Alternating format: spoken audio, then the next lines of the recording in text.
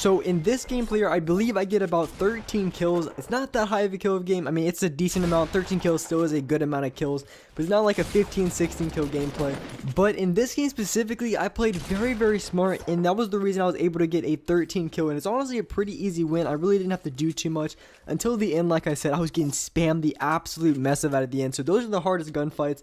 Other than that, I had really good positioning, and I'm going to show you guys exactly what I did to have that positioning. So when it comes to taking out multiple people or taking out multiple squads at the exact same time, you have to be really careful. You always want to make sure you have high ground.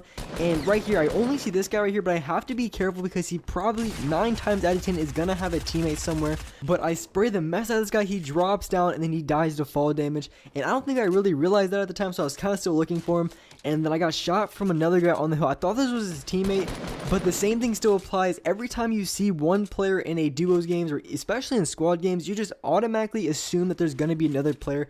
So with that being said, when you go for shots, you always want to try to get that first tag off, that first shot off, but you have to be really careful about peeking, because if he does have a teammate, you know, especially when I play and I go for kills, a lot of times what I do is in duo games when my teammate's alive, when I see another player shooting at my teammate, usually when they're shooting at your teammate, they're peeking extra hard, not even looking at you. So when they're peeking at your teammate like that, you have a free open shot. A lot of times you can even line up for a headshot and do a lot of damage. And if you're not careful, the exact same thing will happen to you.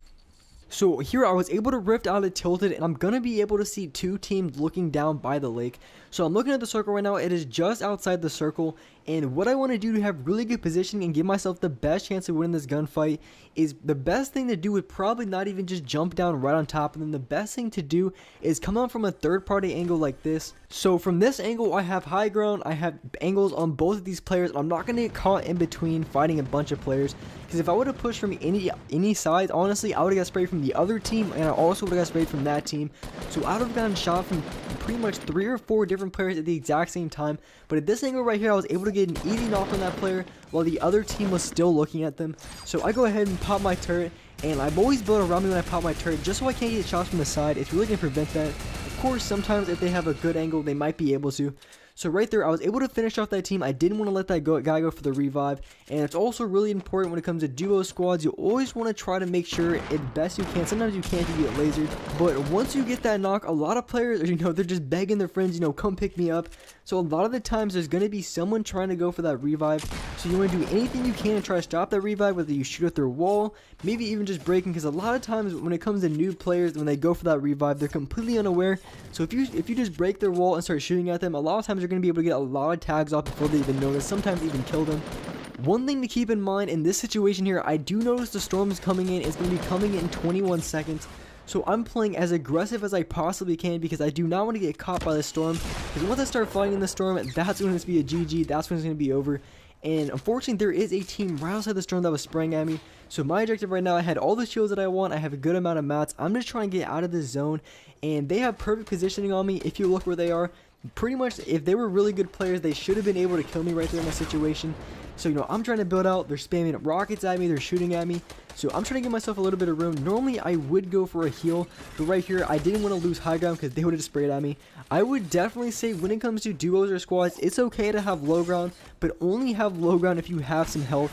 Otherwise, you need to try to get high ground, and then that's where you want to pop your heals, because I guarantee you're not going to be able to pop any heals whatsoever if you try to pop them on low ground, because you're going to get scar spam, P90 spam up against your wall, and eventually you're going to get picked off, they're going to get some tags, and you're going to die. So when you're low on health and you know that there's other players, then that's when you definitely want to go for high ground, when you want to go for the heals. But if there's only one player, a lot of times you can hold them off and, you know, have enough time to pop off a mini or two.